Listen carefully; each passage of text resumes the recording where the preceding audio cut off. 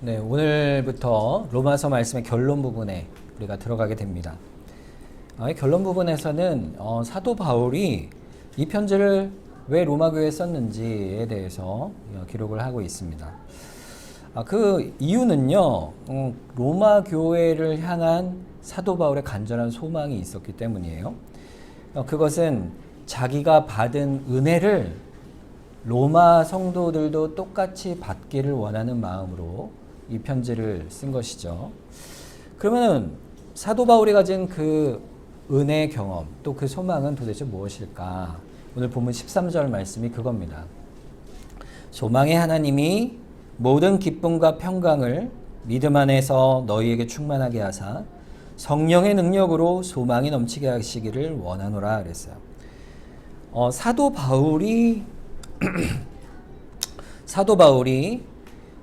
가지는 그 은혜, 자신이 누렸던 은혜는 두 단어로 여기 표현이 됐어요. 하나님이 너에게 충만하게 하시길 원하신다 하는데 그게 두 가지가 있는데 그게 뭐냐면 첫째가 기쁨이고 둘째가 평강입니다. 그러니까 사도 바울은요, 지금 이 편지를 로마 교회에 쓰면서 그들이 기쁨과 이 평강을 함께 누리길 원하는 거죠. 자, 여러분 어떠세요? 우리가 신앙 가운데 기쁨과 평강을 누리고 있는가?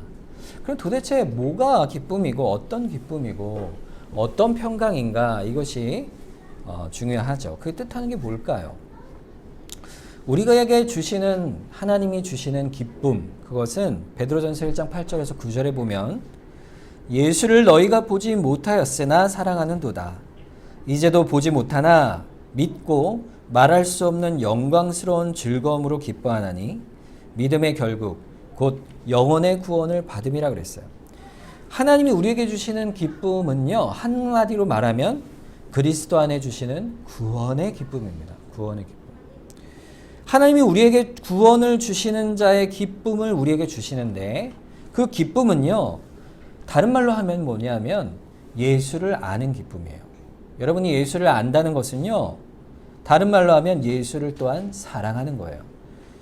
8절에 보면 너희가 예수를 보지 못하였으나 어떻게 한다고요? 사랑한다 그랬어요. 말할 수 없는 영광스러운 즐거움으로 기뻐한다 그랬어요. 왜 그럴까요? 그것은 믿음 때문입니다.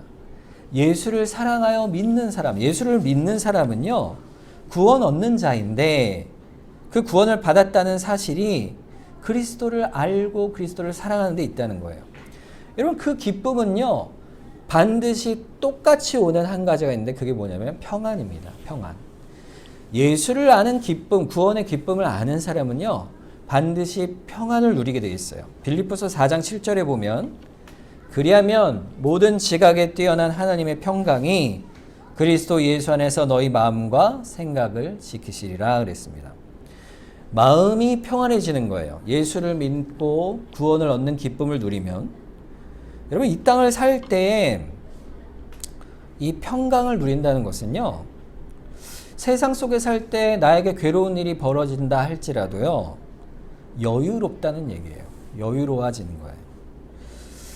이제는 그 세상 일에 끌려가기보다는요, 그것을 판단하고 또 그것을 이겨낼 수 있는 위치에 있게 된다는 겁니다. 우리가 사람 인생을 살아가면은 누구나 다 겪는 것이 뭐예요? 괴로운 일이 있잖아요. 상처가 있고 아픔이 있고 고통이 있고 불편함이 있는데 우리가 그 속에 똑같은 상황에 들어가는데도 불구하고 예수를 믿는 사람은, 기뻐하는 사람은요, 거기서 한 걸음 떨어질 수가 있는 거예요. 어떻게 그럴 수가 있는가? 그러니까 내가 하나님 앞에 있고 또 한 걸음 떨어져 그 앞에 서 있으면 내가 닥치는 상황도요, 바라보고 평가할 수 있게 돼요. 어려움이 닥치잖아요. 그러면 그 속에서 문제 속에 빠져버리게 되잖아요, 우리가. 그러면 정신을 차리기 힘들게 됩니다. 그런데 믿는 사람, 하나님 편에 서 있으면 그러면은 내가 그 문제를 제어할 수 있게 되는 거예요. 그러니까 내가 하나님 앞에 있고 하나님께서 나를 구원하셨으니 내 삶의 모든 일을 주께서 아시고 섭리 가운데 이끌어 가신다는 믿음이 있기 때문입니다. 내가 겪고 있는 일이 내 영혼을 망칠 수 없다. 내 인생을 해칠 수 없다. 이것이 바로 믿음을 가진, 기쁨을 가진 자의 평안의 모습이에요. 그 근거는 뭘까요? 하나님께서, 그리스도께서 나를 사랑하신다는 거예요. 그러니 거기서 서 있는 자는 세상에 겪는 일을 볼 때에 한 걸음 떨어져서 여유롭게 바라볼 수가 있게 되는 거예요. 그래, 하나님이 하시는 일이지, 이렇게 생각하게 되는 것이죠. 여러분, 그렇게 되면 어떻게 되는지 아세요? 우리 마음에 여유가 생겨서 마음이 부드러워집니다.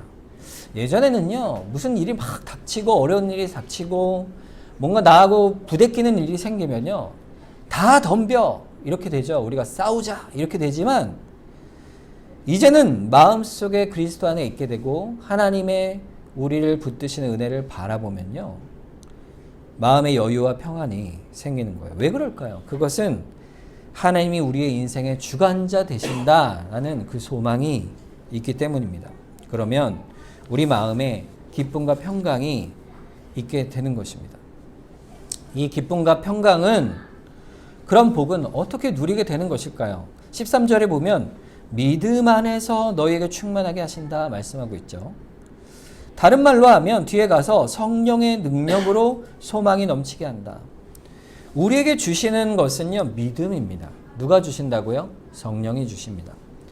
여러분, 우리가 믿는다는 건요, 너무나도 놀라운 일이에요. 여러분, 사람이 이해할 수 없는 것을 믿고 확신하는 것이 믿음이잖아요.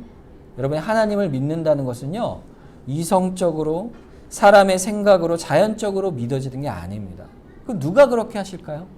성령께서 우리의 의지와 스스로 결단하는 것으로 이루어지는 게 아니고, 성령께서 우리의 의지와 결단을 변화시키시고 바꾸어 가시는 거예요. 이거를 우리가 볼 때는요, 초자연적인 일이에요. 이걸 성경으로 말하면 신령한 일입니다. 신령한 일. 그러니까 믿음이라는 것은요, 우리가 이해할 수 없고 우리가 자연적으로 받아들일 수 없는 것을 우리가 믿고 받아들이고 확신케 하는 거예요. 그게 누가 하시는 일입니까? 성령께서 하시는 일이에요.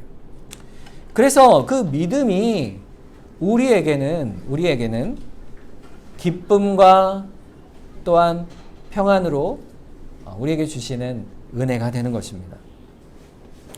여러분, 이러한 평강과 기쁨, 이것은요, 우리 마음속의 근본적인 토대가 되는 거예요. 그래서 환난이 닥쳐도요, 결코 무너지지가 않는 겁니다. 그때 당시에는 넘어지고 무너질 수 있어요. 실망할 수 있어요.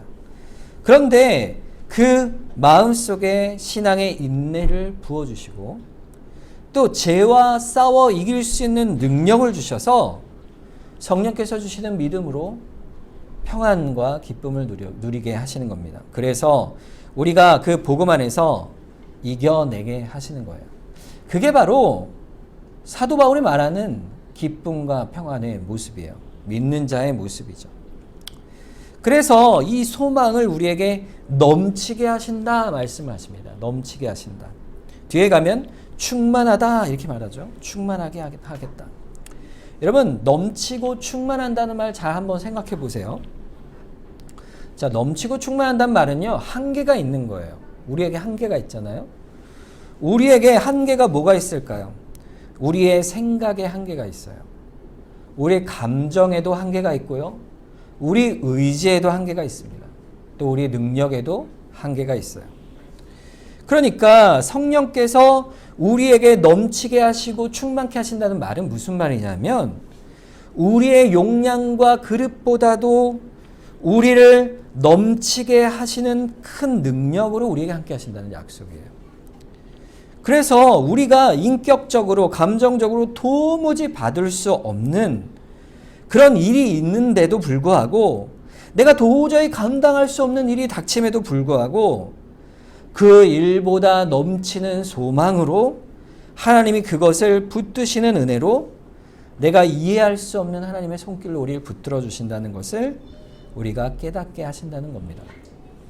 그래서 우리에게 초월하는 은혜를 베풀어 주신다. 이게 넘친다는 말의 뜻이에요. 그것이 소망입니다. 소망. 우리가요, 그 소망 가운데 믿음으로 살아가고 있는 거예요. 그러니까 나는 할 수 없습니다 라고 이전 같으면 포기할 일이 이제는요, 성령이 주시는 은혜와 소망 가운데 기쁨으로 평안으로 감당케 하시는 거예요. 여러분 아침에 주일마다 예배에 나오시잖아요. 여러분 이것도 가만히 생각해 보면 참 놀라운 일입니다. 여러분 우리 교회가요 상당히 전국구예요. 보시면 저기 수원에서도 오시고 동탄에서도 오시고 또 안양, 성남 또 저기 어디예요? 원주에서도 오시잖아요. 우리 성도들이 참 멀리서들 오시는 교인들이 많으세요. 근데 여러분 생각해 보세요. 그 멀리서 올 때 또 어린아이들을 이렇게 챙겨서 올 때 아침에 아이들 그렇게 일찍 일어나서 씻기고 또 먼 길을 분주하게 준비해 가지고 한참 운전을 해서 매주 나오시잖아요. 그게 얼마나 힘든 일입니까? 여러분 직장이면 먹고 사는 일이니까 또 억지로 하는 일이니까 안 하면 잘리잖아요. 그러니까 어쩔 수 없이 직장에는 이렇게 열심히 나가지만 물론 거기서 열심히 하죠. 근데 여러분 하나님 앞에 예배로 나오는 일은요 아무도 억지로 시키는 일이 아니에요. 여러분이 여러분의 의지로만 나오는 게 아니고 어떨 때는 나오기 싫잖아요. 더 자고 싶고 이게 아침에 이렇게 막 비가 오고 그러면 더 우중충하고 그러면 막 더 일어나기 싫잖아요. 쉬는 날인데 보통 사람들은 쉬는 날인데 여러분의 의지를 넘어서는 뭔가가 여러분을 이끄시는 겁니다. 그게 뭐냐면요 여러분 마음속에 역사하시는 성령의 능력에 의한 그리스도를 향한 사랑이에요. 어떨 때는 억지로 나오는 것 같죠. 근데 나오는 과정과 그 모든 일이 주님께서 우리의 의지를 넘치게 하시고 우리의 감정도 넘어가게 하시고 우리가 꺼려하고 게을러하는 마음도 넘어가게 하시고 우리의 생각도 부드럽게 하시고 넘치게 하시는 거예요. 우리가 하는 신앙생활의 모든 한 예를 들었지만 우리가 하는 모든 신앙생활과 섬김과 봉사와 사랑 또 우리가 인생을 살아가는 모든 신앙의 모습들은요 다 주님이 아니면 내가 할 수 없는 일들이에요. 베드로전서 4장 10절에 보면요 각각 은사를 받은 대로 하나님이 여러 가지 은혜를 맡은 선한 청지기같이 서로 봉사하라 그랬어요. 우리가 선한 일을 청지기같이 지켜가고 봉사할 수 있는 것은요 각각 은사를 받았기 때문이라고 했어요. 은사가 뭐냐면은 아무 공로 없이 받은 선물을 말합니다. 사랑을 말해요. 누가 우리에게 아무 공로 없이 사랑을 베푸셨을까요? 그리스도시죠. 그 사랑을 받은 자로서 선한 청지기가 되고 봉사하게 되는 겁니다. 그러므로 그리스도 안에서 기꺼이 기쁨으로 우리가 봉사하는 넘치는 심령을 부어주시는 거예요. 우리의 마음과 감정과 의지와 생각이 우리 안에 있는데 그거를 극복하게 하시는 힘을 주시는 거예요. 그게 넘치는 소망입니다. 넘치는 소망. 충분하게 채워주세요. 하나님이. 그럼 우리에게 주시는 소망이 뭘까요? 결국 그 소망이 뭐냐? 하나님이 언약 가운데 약속하신 것을 반드시 이룰 것이라는 소망이에요. 하나님의 약속하신 그 소망한 바가 뭡니까? 빌립보서 3장 13절과 14절 형제들아 나는 아직 내가 잡은 줄로 여기지 아니하고 오직 한 일 즉 뒤에 있는 것은 잊어버리고 앞에 있는 것을 잡으려고 표대를 향하여 그리스도 예수 안에서 하나님이 위에서 부르신 부름의 상을 위하여 달려가노라 그랬어요. 표대를 향해 달려가는 거예요. 우리의 소망이죠. 뭐죠? 하나님이 그리스도 안에서 우리의 부르신 부름의 상을 주시겠다 약속하신 것입니다. 사도 바울이 지금 그 상을 바라보고 달려가는 거예요. 그 하나님의 사랑에 감사하고 감격하여 그 하나님이 칭찬하실 그것을 바라보며 나아가는 그 약속에 나아가는 인생, 그게 소망인 거예요. 디모데후서 4장 7절과 8절에는요. 그 소망이 나는 선한 싸움을 싸우고 나의 달려갈 길을 마치고 믿음을 지켰으니 이제 후로는 나를 위하여 의의 면류관이 예비되었으므로 주 곧 의로운 재판장이 그날에 내게 주실 것이며 내게만 아니라 주의 나타나심을 사모하는 모든 자에게노니라 그랬어요. 사도 바울이 우리와 다른 사람이 아닙니다, 사실. 그도 우리처럼 죄 가운데 싸워가는 인생이었어요. 고난이 있었고 수많은 아픔이 있었죠. 근데 여러분 보세요. 여러분 그 농사를 지으면 여러분 농사를 지어보신 분이 계실지 모르겠어요. 뭐 집 앞에 뭐 화분이라도 하나 키우면 텃밭이라도 키우면 여러분 그거 하나 키우는 거 동물을 키워도 마찬가지죠. 뭘 하나 키우면은요 여러분 순간순간 돌보지 않으면 결코 자라지 않습니다. 키울 수가 없어요. 아무리 아름다운 꽃밭이라 해도요 끊임없이 잡초를 뽑아주고 물을 주지 않으면 한순간에 거기는요 잡초밭이 되어버립니다. 그러니까 동물을 키워도요 한순간도 돌보지 않으면 동물 키울 수가 없듯이 우리 인생도요 날마다 우리가 선한 싸움과 우리의 돌봄과 행하는 일을 싸워가지 않으면 경건의 연습이 이루어지지 않으면 우리는 그 일들을 이루어갈 수가 없어요. 믿음의 일들을 이루어갈 수가 없어요. 우리가 개인의 경건의 연습을 어떻게 합니까? 우리가 매주일마다 또 성경 암송을 하잖아요. 성경을 암송하면 그 성경 암송하는 것들이 우리 한 주간의 큰 은혜로 또 우리의 경건의 연습으로 다가오죠. 말씀을 묵상하죠. 또 교회 공동체로서는 예배로 모여 주께 나아갑니다. 수요기도회도 있고 구역예배도 있죠. 주일학교도 있습니다.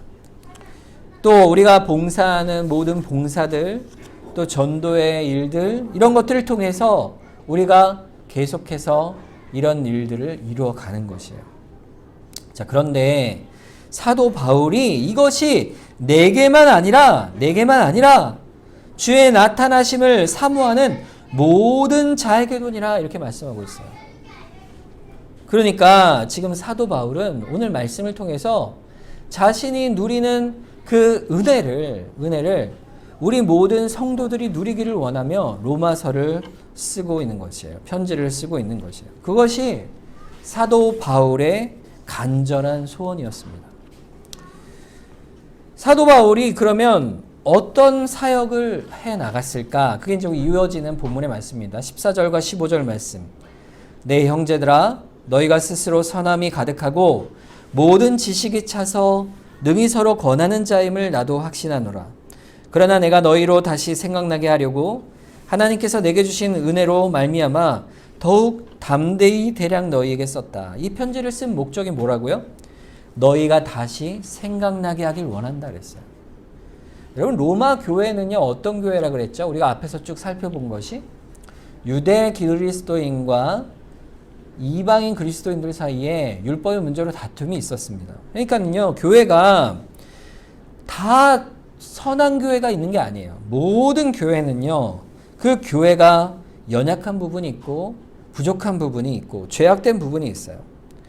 그럼에도 불구하고 사도 바울은 뭐라 그러냐면 너희가 선함이 가득하고 지식이 가득하다 이렇게 한다고 말씀하고 있죠. 그러니까요 사도 바울이요 모든 교회가 연약하다는 걸 다 압니다. 여러분 지난주에 말씀드렸던 고린도 교회를 보세요. 고린도 교회는 그 안에 우상 숭배의 문제가 있었고 또 죄악의 음란의 문제가 있었고 또 분파의 다툼이 있었고 수많은 문제가 있는 교회였어요. 누가 봐도 이만하면 이건 교회가 아니다 싶은 교회였는데 사도 바울은 그 모든 허물을 지적하고 그걸 고치라 말하면서도 그들 향해 하는 말이 뭐냐면 너희는 거룩한 성도라 부름받은 교회라 이렇게 말하기를 주저하지 않습니다. 왜 그럴까요? 우리도 연약한 부분이 분명 있죠. 우리 교회도 서로 어떤 부분에 있어서 연약함이 있을 거예요. 그런데 그럼에도 불구하고 교회인 이유가 뭘까요? 그건 한 가지입니다. 우리 교회 안에는 하나님의 은혜가 있기 때문이에요. 하나님의 붙드심이 있기 때문이에요. 그래서 이 안에 그리스도의 복음이 가르쳐지기 때문입니다. 그곳에 영적인 은혜가 있고 우리가 연약함에도 불구하고 그리스도의 교회로 설 수가 있는 거예요. 그러니까 아무리 연약한 교회도요, 그 교회는 은혜 때문에, 하나님이 주신 은혜 때문에 교회가 되는 것입니다. 그래서 교회가 어떨 때 보면 참 부패해 있지요. 겉으로 보면 참 연약하고 다툼이 있고, 아, 저만한 교회도 교회인가 싶은 교회가 있다 해도요, 그 교회 안에 있는 사람은요, 교회를 뛰쳐나가서는 안 됩니다. 교회 안에서 하나님이 주시는 그 연약함에도 불구하고 변화하시고 붙드시는 은혜 안에 있는 거예요. 왜냐하면 하나님이 그 은혜로 끝까지 붙드시는 게 교회이기 때문에 그렇습니다. 보세요. 신자 개개인도 똑같아요. 우리가 연약하잖아요. 우리가 죄인이잖아요. 그런데도 하나님은 우리를 신자로 삼으시고 여전히 하나님의 자녀로 삼은 은혜를 베풀어 주시는 거예요. 똑같습니다. 교회도 그런 것이죠. 다만 교회가 하나님을 떠나는 것은 어떤 것일까요? 교회가 우리만 교회다 할 때는 그 교회는 교회론적으로 이단이 되는 거예요. 다른 교회는 참 교회가 아니다. 저 교회는 가짜야. 이렇게 말하고 우리 교회만 참 교회야 라고 말하는 것이 오히려 그 교회가 하나님의 뜻을 버리는 교회라 할 수 있습니다.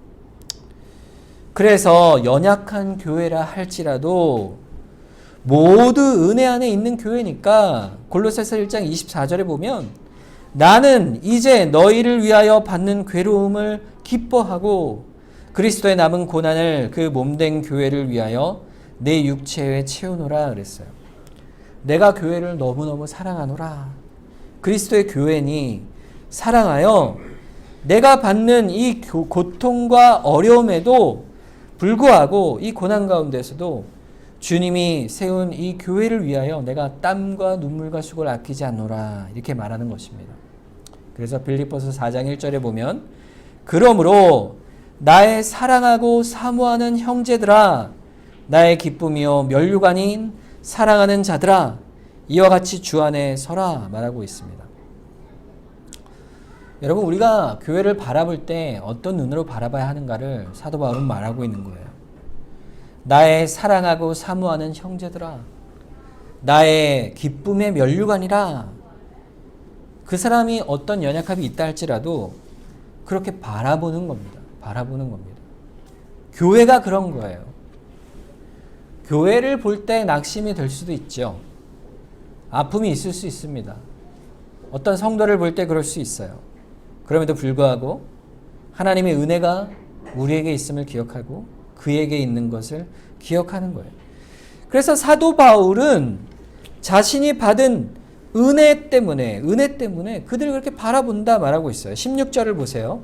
이 은혜는 곧 나로 이방인을 위하여 그리스도 예수의 일꾼이 되어 하나님의 복음의 제사장 직분을 하게 하사 이방인을 제물로 드리는 것이 성령 안에서 거룩하게 되어 받으실 만하게 하려 하심이라 그랬어요.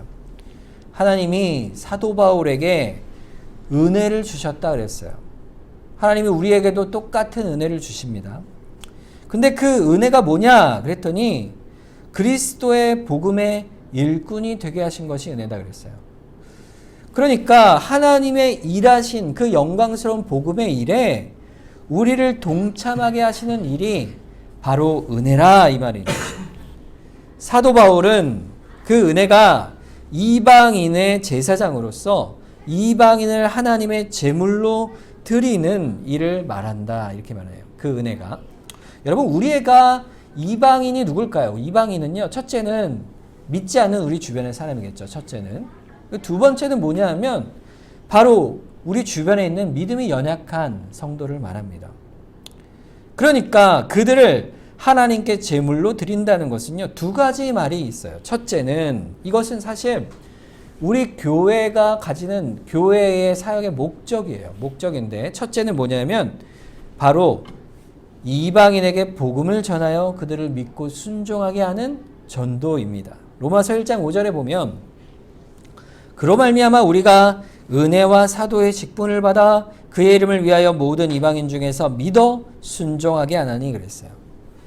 그러니까 우리가 사도 바울이 말한 그 일꾼으로서의 은혜는, 우리가 받은 은혜를 어떻게 사랑으로 전하는가는, 첫째는 믿지 않는 주변의 사람들에게 믿음을 전하는 거예요. 그래서 이방인을 제물로 드리는 것이죠.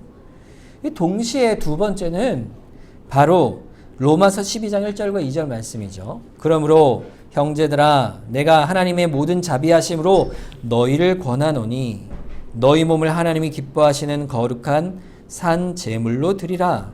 이는 너희가 드릴 영적 예배니라. 너희는 이 세대를 본받지 말고 오직 마음을 새롭게 함으로 변화를 받아 하나님의 선하시고 기뻐하시고 온전하신 뜻이 무엇인지를 분별하도록 하라 그랬어요.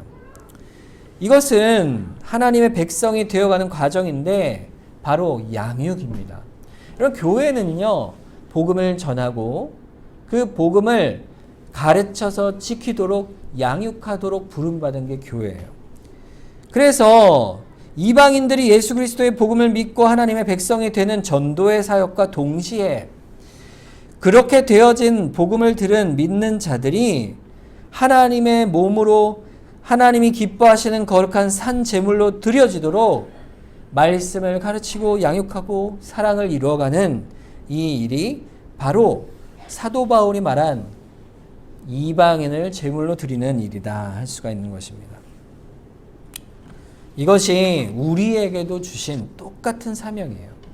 사도 바울이 복음을 전하면서 행한 그 일이 우리에게도 주신 교회의 똑같은 사명인 것입니다. 본문 17절에서 19절 말씀에 보면 그러므로 내가 그리스도 예수 안에서 하나님의 일에 대하여 자랑하는 것이 있거니와 그리스도께서 이방인들을 순종하게 하기 위하여 나를 통하여 역사하신 것 외에는 내가 감히 말하지 아니하노라. 그 일은 말과 행위로 표적과 기사의 능력으로 성령의 능력으로 이루어졌으며 그리하여 내가 예루살렘으로부터 두루 행하여 일루리곤까지 그리스도의 복음을 편만하게 전하였노라 그랬어요. 이 말씀은요, 자랑이 있다는 거예요. 사도 바울이 지금 자랑할 것이 있는 거예요. 사도 바울이 지금 뭘 자랑합니까? 신자의 자랑이 뭘까요? 자랑은요, 하나님께서 나를 통하여 역사하신 일이에요. 나를 사용하여 역사하신 것이에요. 나의 자랑이 뭐냐 하면 하나님이 나를 사용하신 일, 나를 통하여 복음을 전하여 그를 전도한 일, 나를 통하여 양육하는 일을 이루어 가시는 일을 말하는 것입니다. 그러니까 주체는 누구죠?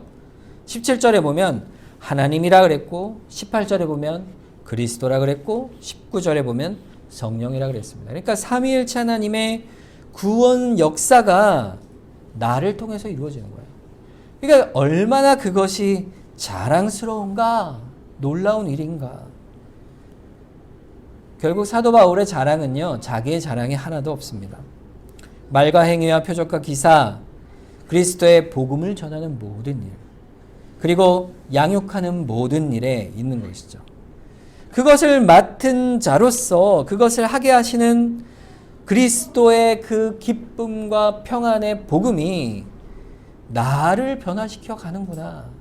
이걸 깨달아가는 겁니다. 사도 바울이 말했잖아요. 죄인 중에 괴수인 나를 그리스도의 사도로의 직분을 맡겨서 그 일이 너무나 감사하고 은혜뿐이다 말하지 않습니까? 그래서 갈라디아서 6장 14절에 그러나 내게는 우리 주 예수 그리스도의 십자가 외에 결코 자랑할 것이 없으니 그리스도로 말미암아 세상이 나를 대하여 십자가에 못 박고 내가 또한 세상을 대하여 그러하니라 그랬어요. 내가 그리스도의 십자가 외에는 자랑할 것이 없다. 여러분, 우리가 어떨 때는요, 이렇게 생각을 한번 할 때가 있어요. 어떨 때 하냐면, 연말이 되면 좀 이런 생각을 좀 많이 하는 것 같아요. 우리가 이제 교회에서 봉사일을 하고 사역을 열심히 수고하고 노력을 합니다. 누구보다 열심히 하는 분들, 그런 분들은 좀 조심해야 될 일이 있어요. 왜냐하면 상대적인 불만이 생기기 때문이죠. 내가 열심히 많은 일들을 하고 노력을 하는데 피곤한 거예요. 피곤하죠. 어떤 일이든 사역은요, 피곤한 일이 됩니다. 그러면 그것이 자랑이 되기도 하고 또 불만이 되기도 해요. 다른 사람을 볼 때. 그런데 보세요. 사도 바울만큼 일을 많이 한 사람이 없잖아요. 그가 그렇게 열심히 수많은 일을 하였음에도 불구하고 그는요, 결코 자랑한 일이 없습니다. 자기에 대한 자랑이 없어요. 그가 자랑한 것은요, 오히려 하나님의 은혜만을 자랑해 돼요. 만약 자기의 자랑거리가 생기기 시작하게 되면 결국에는요, 하나님의 은혜는 버리게 되는 겁니다. 이게 내가 한 일이지. 그렇게 되는 것이죠. 그래서 결국에는요, 나중에는 낙심하고 실망하고 넘어지게 되는 거예요. 고린도전서 15장 10절에 보면 사도 바울이 그럽니다. 그러나 내가 나된 것은 하나님의 은혜로 된 것이니 내게 주신 그의 은혜가 헛되지 아니하여 내가 모든 사도보다 더 많이 수고하였으나 내가 한 것이 아니요 오직 나와 함께 하신 하나님의 은혜로라. 이것이 사실은 신자의 고백이 되는 것입니다. 여러분, 우리가 항상 한 해를 마무리할 때 하나님의 은혜입니다 이렇게 고백하는 이유는 하나님께서 하신 것입니다. 내 수고를 사용하셨습니다. 그것을 통해 하나님이 역사하시니 그것이 나의 영광입니다. 이렇게 고백하는 거예요. 여러분, 그래서 사도 바울이 19절 말씀으로 다시 보면 그리하여 내가 예루살렘부터 두루 행하여 일루리곤까지 그리스도의 복음을 편만하게 전하였습니다. 이렇게 말해요. 이 예루살렘부터 일루리곤은요, 이제 로마를 향해 쭉 가는 거죠. 터키를 지나 그리스 지역을 지나서 그 넘어가 일루리곤이에요. 일루리곤을 넘어가면 로마예요.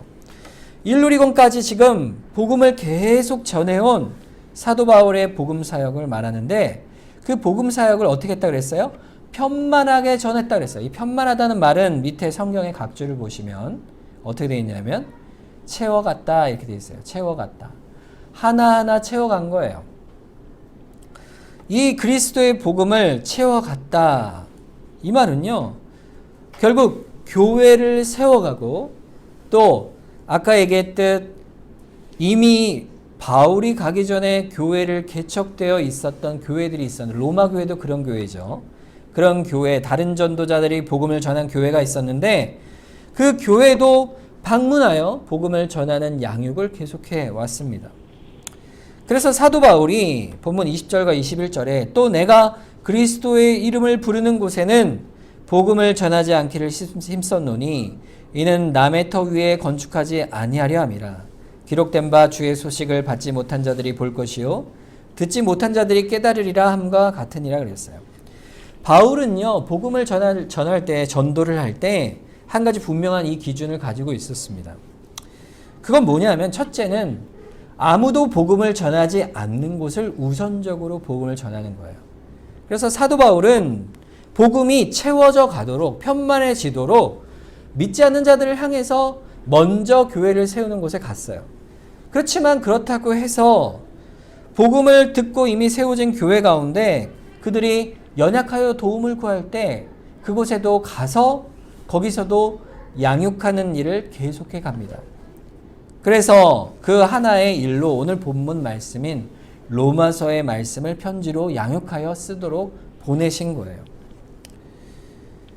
이 일, 그러니까 교회의 복음의 사역의 일을 하는 것은요, 사실 사도 바울만의 일이 아니라 모든 교회의 사명입니다. 고린도전서 3장 6절 말씀, 오늘 이제 우리의 암송 구절인데 고린도전서 3장 6절에서 8절 말씀을 보면 나는 심었고 아볼로는 물을 주었으되 오직 하나님께서 자라나게 하셨나니 그런즉 심는 이나 물 주는 이는 아무것도 아니로되 오직 자라게 하시는 이는 하나님뿐이니라. 심는 이와 물 주는 이는 한 가지이나 각각 자기가 일한 대로 자기의 상을 받으리라 그랬습니다. 하나님께서 교회를 세워가십니다. 우리 교회를, 동백교회를 세워가시죠. 이곳에 교회를 세우시고 또 이 교회를 편만하게 채워가도록 우리를 불러내셨어요. 그래서 우리를 하나님의 일꾼으로 각각 하나님께서 우리를 불러내신 겁니다. 그래서 우리 동백교회가 채워져 가도록 하나님이 우리를 세워 나가신 거죠. 그럼 어떻게 우리 교회를 우리가 채워 나가고 세워갈 수가 있을까요?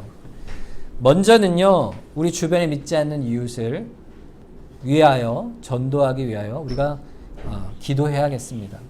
그래서 좀 실천적인 방안을 우리가 한번 행하면 좋겠어요. 2024년이 이제 되게 되는데 우리가 한 해 동안 목표를 한번 가지면 좋겠습니다. 우리가 한 명을 복음을 전하기 위해 우리가 전도를 하기 위해서 정하고 기도하겠다, 이렇게 결단을 하면 좋겠습니다. 먼저 이름을 정해야겠죠. 대상을 정해야겠고, 그리고 매일 그 사람을 위해서 한 번씩 기도하는 일을 꾸준히 하기를 원합니다. 기도를 하려면 그 사람과 계속 접촉을 해야 되겠죠. 관계를 맺고 그 사람에게 선을 행하고 또 기쁨의 교제를 나누고 꾸준히 사도 바울처럼 우리가 채워가는 일을 해 나가야 되겠습니다. 시간을 채워가고 우리의 기도를 채워가고 그 다음은 주님께서 하실 것을 맡기는 겁니다. 하나님께서 우리에게 복음의 일을 주셨으니 그 일을 순종하겠습니다. 먼저 내년에는 우리가 한 사람씩 이름을 정해서 한번 전도의 일을 해가면 좋겠습니다. 그 일을 우리가 전도의 일로 결단하면 되겠죠. 둘째는 양육에 힘쓰겠습니다, 이겁니다. 양육에 힘쓴다는 것은요, 먼저 나를 양육하는 거예요. 아까 얘기했듯이 말씀에 양육되어 하나님이 기뻐하시는 산 제물로 나를 드리겠습니다. 이렇게 나 자신을 하나님께 드릴 것을 약속하는 거죠. 그러나 그 두 번째로 양육은 뭐겠습니까? 우리 사랑하는 성도들을 돌보는 것이죠. 먼저 우리 가정의 자녀들을 말씀으로 잘 양육하도록 우리가 다짐을 하는 것이죠. 교회 주일학교 아이들도 우리 교사들이 양육하지만 또 교사들이 아니더라도 아이들에게 어떻게 우리가 선한 일을 행할 것인가를 항상 생각하고 작은 일부터 아이들을 양육하는 데 동참하게 되는 것이죠. 또 새가족이 오거나 또는 초신자가 있거나 믿음이 연약한 사람들을 양육해 갈 때 우리가 함께 동참해 가는 것입니다. 또 교회 봉사의 일이 주어질 때 그것을 순종해 가는 것이, 맡겨진 일을 행하는 것이, 기쁨으로 평안으로 행하는 것이 바로 복음을 편만하게 하는 그 소망 가운데 이루어가는 일이라 할 수 있습니다. 오늘 본문 말씀처럼 사도 바울처럼 나의 자랑이 그리스도의 일에 나를 통하여 일하시니 그 은혜와 기쁨과 영광스러움에 우리가 동참하겠습니다. 감사합니다. 이렇게 결단하는 그러한 연말이 되고 연초가 되기를 우리가 바라는 것이죠.